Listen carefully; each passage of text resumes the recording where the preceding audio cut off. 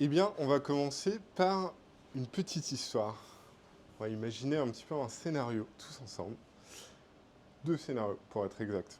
D'un côté, on a, disons, Marc. Marc, c'est un développeur, il est en train de coder, tranquillement. D'un coup, il y a son CEO qui débarque, qui lui dit oui, c'est pas possible, il y a notre plus gros client qui vient de m'appeler, ça fait 3 mois qu'il n'arrive pas à utiliser cette feature, c'est critique pour lui, c'est pas possible. Donc Marc, paniqué, il arrête totalement tout ce qu'il fait. Il dit ok, comment ça se fait que ça bug, comment je reproduis, donc avec un peu de chance, Marc, il se connecte en SSH sur une machine, il va choper les logs, il demande à son collègue de reproduire, sauf qu'il y a deux machines et un load balancer, donc il espère que ça tombe sur la bonne.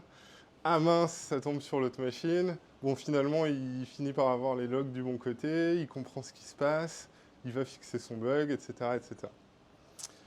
Et de l'autre côté, on a, disons, Sophie.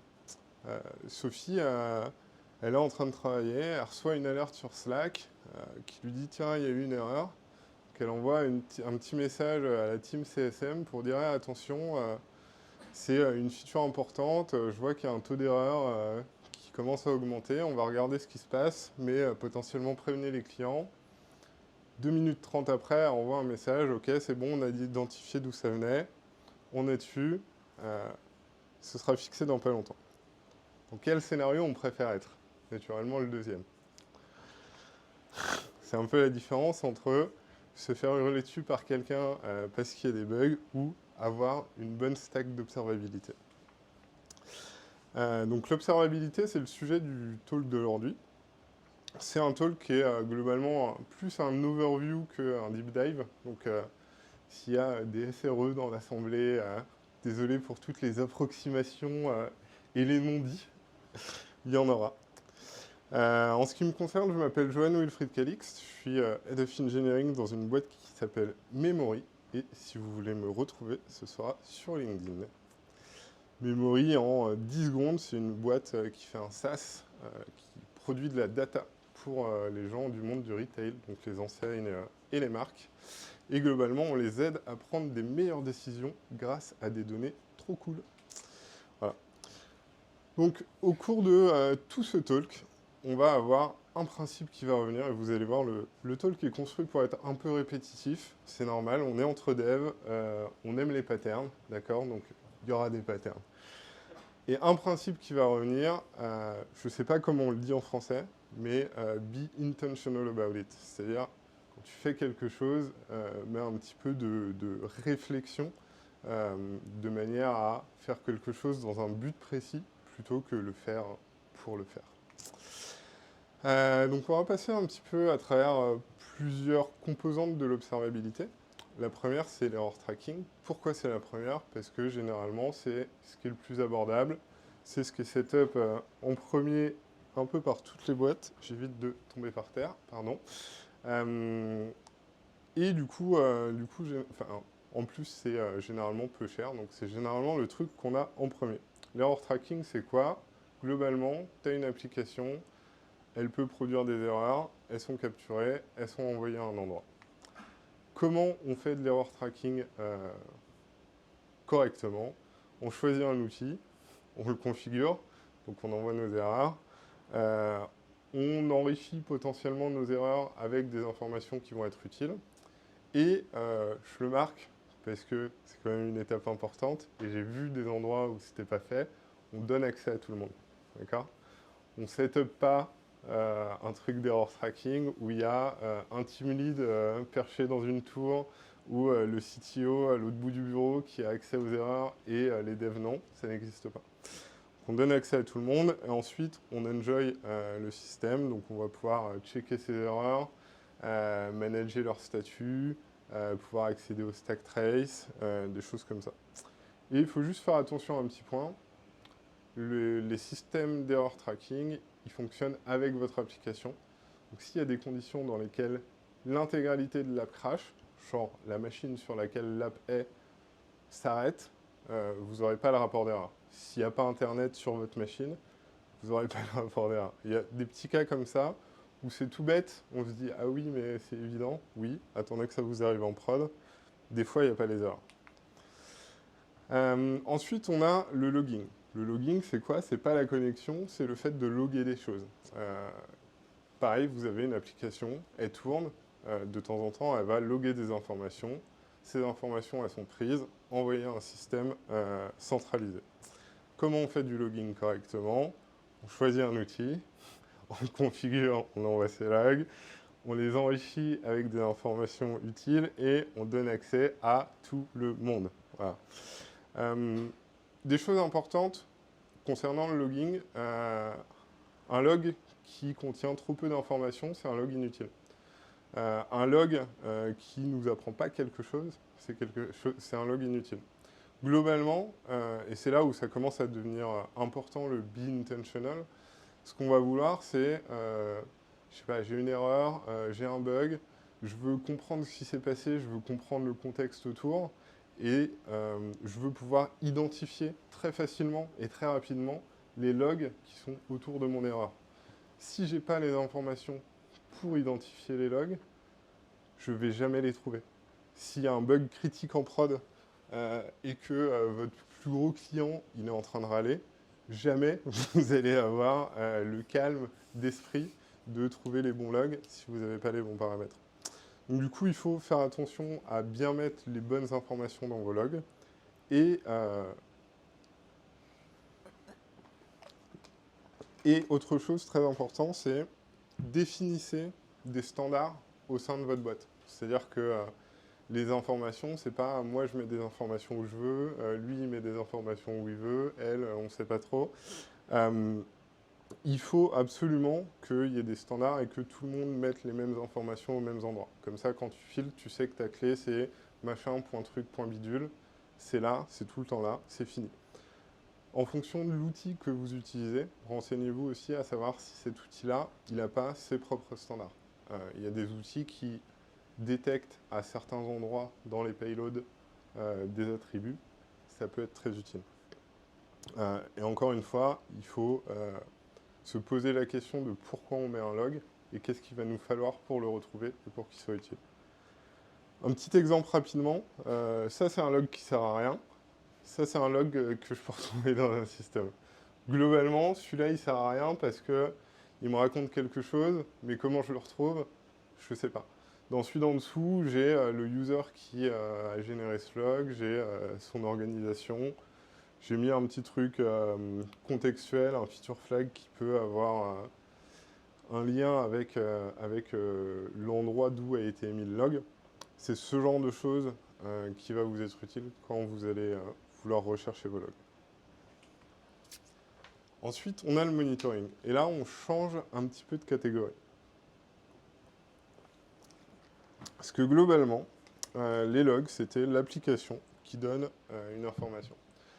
Le monitoring, ça va être l'application et ce qu'il y a autour, donc l'infrastructure, qui vont nous donner des informations. Ces informations-là, c'est des métriques. Ces métriques, elles vont être capturées, elles vont être envoyées dans un système centralisé. Comment on fait du monitoring correctement? On choisit un outil, on envoie les métriques, et on donne accès à tout le monde. Il y a des standards en termes de monitoring.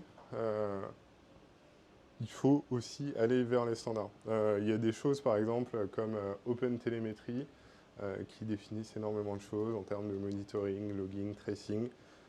Soyez conscients et conscientes des standards qu'il y a par rapport à toutes ces pratiques-là. Plus vous serez proche des standards et plus vous pourrez utiliser tous les trucs trop bien du monde. Un truc qui est super important dans le monitoring, c'est be intentional about it. Ça ne sert à rien de setup, parce qu'il y a énormément de helpers et d'outils aujourd'hui qui vous permettent de capturer plein de métriques, de les envoyer dans un système et de faire des beaux dashboards. C'est fantastique, mais si vous ne comprenez pas les métriques, si vous ne savez pas pourquoi elles arrivent dans votre système, si vous ne savez pas comment les lire, vous avez beau avoir toutes les métriques de la Terre, ça ne va rien vous dire.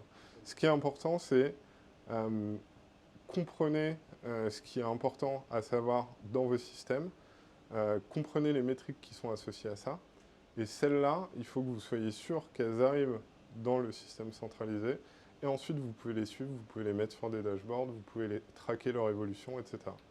mais c'est hyper important, surtout sur le monitoring, de se poser la question avant, qu'est-ce que je veux en faire, plutôt que de tout envoyer quelque part et de se dire, t'inquiète, ça va bien se passer. Parce que si vous faites ça, ce qui va se passer, je vais vous le dire, hein, ça arrive à chaque fois, vous allez avoir un problème, vous allez dire, ah, trop bien, j'ai des métriques qui arrivent dans mon système, vous allez avoir toutes les métriques du monde, sauf celles qu'il vous faut, et c'est ça qui va se passer.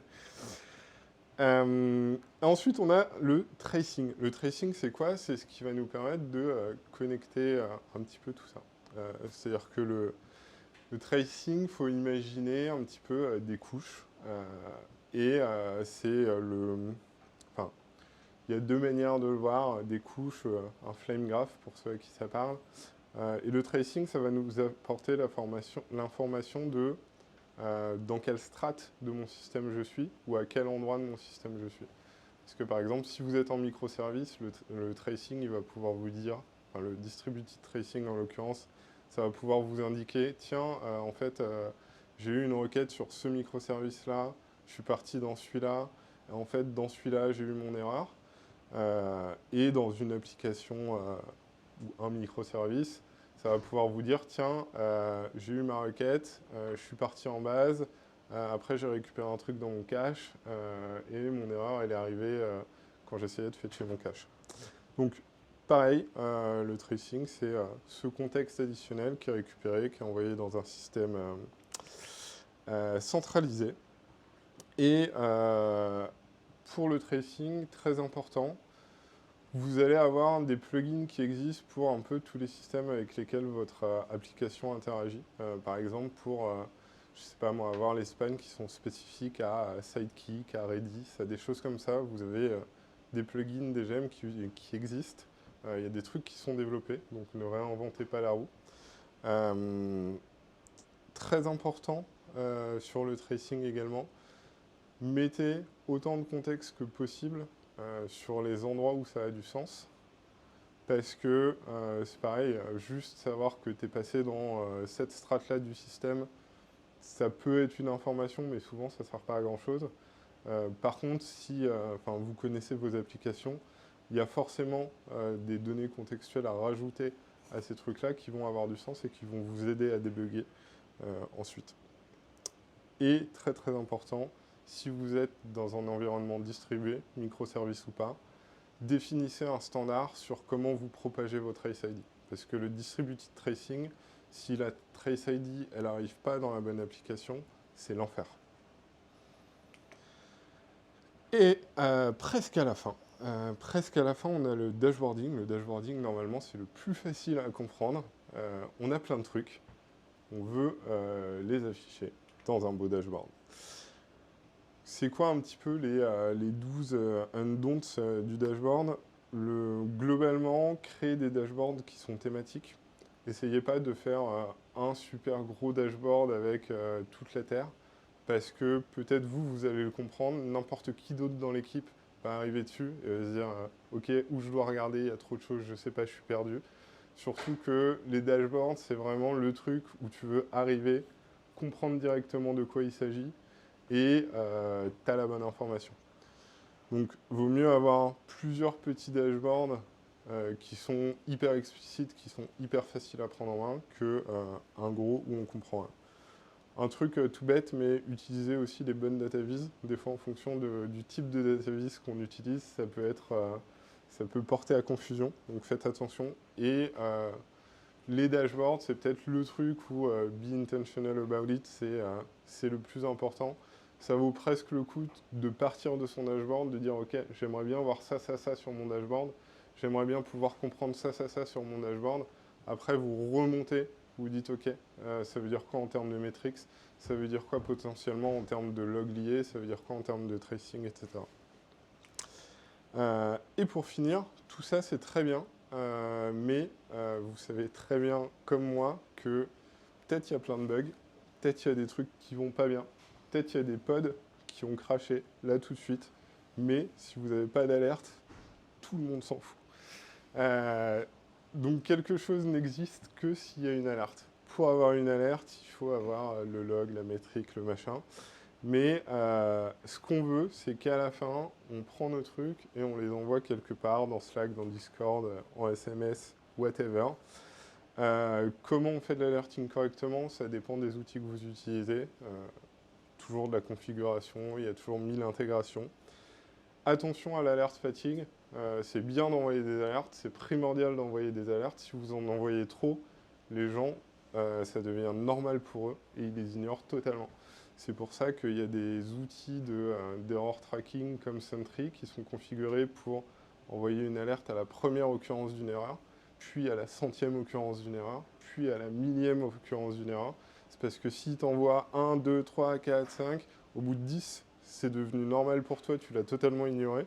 Et donc du coup, si tu n'as pas eu le temps de le traiter entre 1 et 10, tu ne le traiteras jamais. Pourtant, tu recevras des alertes toutes les X minutes.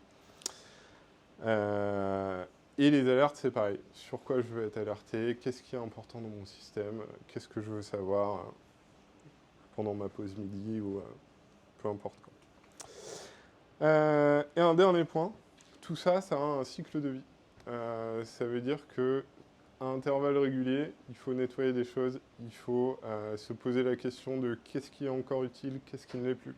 Des fois, on met en place plein de logs parce qu'on a des bugs très très chiants. On veut comprendre, une fois que le bug il est réglé, que ça fait 3 mois qu'il vit en prod et qu'on n'en entend plus parler. Les logs, il faut aller les cleaner. Pareil pour les traces. L'autre fois, je parlais avec notre ami Jean-Paul qui me racontait que chez Aircall, à un moment, il a clean toutes les traces qui ne servaient plus à rien. Il a x2 le temps de réponse sur tous les endpoints qu'il a clean. C'est aussi simple que ça, parce que le tracing, ça consomme du réseau. Tout dans l'observabilité ne va pas consommer de la bande passante, des grosses perfs ou quoi, mais il y a des choses qui ont de l'impact. Donc il faut penser à souvent se reposer la question, est-ce que c'est toujours utile? Est-ce qu'il ne me manque pas un truc pour que mon système il fasse plus sens? Des choses comme ça. Donc voilà, on a parlé d'error tracking, ça c'est le premier truc. Si vous ne l'avez pas, c'est le moment, demain matin, vous avez setup votre error tracking. Le logging, il faut absolument mettre beaucoup d'informations dans vos logs pour pouvoir les filtrer, pour pouvoir les retrouver, pour qu'ils aient le bon contexte pour vous aider. Le monitoring, il faut se poser la question à l'avance de pourquoi je veux cette métrique, quelle métrique j'ai besoin de traquer pour pouvoir avoir la bonne info. Le dashboarding, pareil, on se pose la question. L'alerting, on se pose la question, on n'envoie pas trop d'alertes. Et on finit par une petite citation sympa. Parce que le terme d'observabilité, on ne l'a pas inventé en software engineer. En software engineering, on l'a volé à la théorie des contrôles.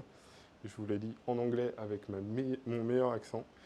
In control theory, observability is a measure of how well internal state of a system can be inferred from knowledge of its external output. Ça veut dire quoi? Ça veut dire que en observant le système depuis l'extérieur, donc depuis l'output de notre système d'observabilité, on doit être en mesure de comprendre quel était son état interne au moment où X, Y, Z s'est passé. C'est ça le but qu'on cherche à atteindre. Voilà. Une question? Oui. Merci. Si jamais tu arrivais dans une équipe qui subit déjà de l'alerte fatigue, ça serait quoi ta stratégie pour essayer d'en revenir? Si j'arrivais, je pense que... Alors ça dépend de la taille de l'équipe, de l'état du produit, du niveau de maturité de tout ça. Mais si l'équipe est déjà à bout, c'est-à-dire qu'il y a des alertes toutes les 5 minutes et tout le monde s'en fout en gros, c'est ça? Ouais. Bah, si c'est dans cet état-là, je pense que je coupe toutes les alertes et je remets les trucs un par un. Enfin, je coupe tout, je audite ce qu'il y avait, je remets petit à petit les choses. J'essaye de changer les occurrences pour voir si on ne peut pas faire des trucs intelligents, tu vois, alerter au premier 100 000, etc. Et des choses comme ça, mais effectivement, souvent, ce qu'il faut, c'est identifier les trucs inutiles et les dégager, parce que c'est ça qui crée de l'alerte fatigue. Tout couper et remettre les trucs importants, c'est un peu barbare, mais si les gens prêtent déjà plus attention aux alertes, voilà. Mais sinon, une stratégie moins barbare, c'est d'identifier, de faire l'inverse, c'est-à-dire d'identifier tous les trucs qui sont inutiles et de les couper un par un. Voilà. Merci beaucoup pour ce talk. Moi, j'ai juste une question, c'est au même titre qu'on écrit du code pour tester notre code, comment tu t'assures que ton système d'observabilité est fonctionnel? Parce que c'est un truc tout con, mais admettons que tu mettes des alertes, tant que tu n'as pas eu l'alerte, tu sais pas si elle fonctionne. Est-ce que tu as des routines un peu comme l'alerte générale à 12 heures le mercredi chaque mois pour tester que ta stack fonctionne toujours bien? Alors, non. Mais dès que ton app elle a un peu de trafic en prod, la moindre alerte que tu mets sur un taux d'erreur qui t'arrive souvent, ça sonne. C'est-à-dire que tu as différentes typologies d'apps, mais globalement, tu as des apps. Le problème, c'est que tu as des pics de trafic qui sont chiants à gérer. Tu as des apps, le problème, c'est que tu vas lire beaucoup de données. Enfin, tu vois, tu as plusieurs typologies de goulot d'étranglement. Et en gros, dès que tu vas mettre une alerte sur un pic par rapport à ton goulot d'étranglement, les alertes, elles vont arriver toutes seules. Et tu vas très bien voir comment les gens réagissent et si ça marche bien, quoi.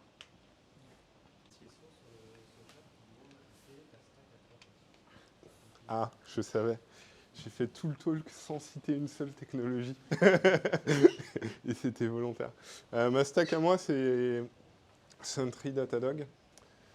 Et voilà. Après, il n'y a pas de bonne réponse en termes de stack. Vous pouvez faire globalement tout ce que vous voulez. La question à se poser sur, tiens, quel stack j'ai envie de mettre en place pour de l'observabilité, ça se joue beaucoup à qu'est-ce que vous connaissez, qu'est-ce que l'équipe connaît. Parce qu'il y a deux points qui sont critiques sur l'observabilité, c'est avoir un bon setup. Pour ça, il faut quelqu'un qui va être capable de setup la stack, quelle qu'elle soit. Et le deuxième truc, c'est comment j'emmène les gens avec moi, comment je forme les gens. Et ça, il faut connaître aussi. Donc je pense que peu importe ce que vous connaissez ou ce que vos équipes connaissent, c'est ça qu'il faut prendre. Moi, j'ai eu un exemple où, en fait, sur une application Rails, on avait une erreur en fait qui faisait que l'application se déconnectait totalement et c'était le Nginx qui reprenait le pas en fait pour un espèce de catch-all pour envoyer sur une page d'erreur. Ok. Et parce que là, j'ai l'impression que tu as parlé surtout de l'observabilité au niveau applicatif, mais comment ça se passe après quand tu remontes la stack et tu vas sur un truc un peu plus serveur basique, Alors quoi. sur le monitoring, c'est vrai que je n'ai pas précisé, mais nous, par exemple, le type de métrique qui va remonter, ça va être, et c'est corrélé. Alors oui, ça, je fais une petite parenthèse. J'ai oublié un point hyper important, c'est que une fois qu'on a du logging, du monitoring, de l'alerting, du tracing, tout ça, centralisé dans un même outil, on peut tout corréler. C'est-à-dire que j'ai une alerte qui arrive, je clique dessus, je peux potentiellement avoir le contexte de mon alerte, je vais retrouver mes logs à ce moment-là. Si je clique sur un log, j'ai les métriques, l'état de santé du serveur au moment où le log a été envoyé. Donc je vais avoir la mémoire utilisée, le CPU utilisé, des trucs comme ça. Et c'est ça que je voulais te dire, c'est dans le type de métrique qui remonte assez facilement, tu as les ressources de la machine sur laquelle l'app tourne. Et après, par contre, c'est vrai que ce que tu décris, c'est hyper difficile à monitorer. Parce que là, c'est plus de l'ordre de la config que de l'erreur à proprement parler. C'est-à-dire que tu as une requête qui arrive et pas de chance, au lieu d'arriver jusqu'à ton app Rails, tu as ton Nginx qui soit a une règle, une config un petit peu trop généreuse, soit, je sais pas moi, c'est arrivé sur le mauvais Nginx et du coup, il va prendre le pas sur ton app et rediriger autre part. Ça, je pense que, à part à spécifiquement aller mettre des trucs, des logs justement pour monitorer ce truc-là, ça me paraît compliqué à attraper comme ça. Je l'avais pas anticipé avant que ça m'arrive. C'est le cas de beaucoup de choses en prod. Et qu'est-ce que tu penses des outils genre, qui observent mais de manière externe, comme par exemple de l'uptime ou des choses comme ça, qui vont tester ton service mais sans être dedans, quoi. Ouais, il y a une partie du monitoring qui est de ça, c'est-à-dire que tu as du monitoring interne, mais Uptime, c'est un bon exemple de monitoring externe, où tu vas avoir justement des trucs qui vont venir pinguer ton app et voir comment ça réagit. C'est cool, mais le truc qui est chiant, c'est que ça fait un outil en plus. Moi, j'aime beaucoup avoir tout centralisé au même endroit. Donc j'aurais tendance, soit à essayer de reproduire ce comportement-là dans ma stack d'observabilité, et du coup pouvoir avoir les métriques au même endroit que le reste, soit pouvoir réussir à aller chercher les résultats de Uptime pour les remettre dans mon système d'observabilité. Mais je crois que Datadog fait de l'uptime, hein, non? Ouais.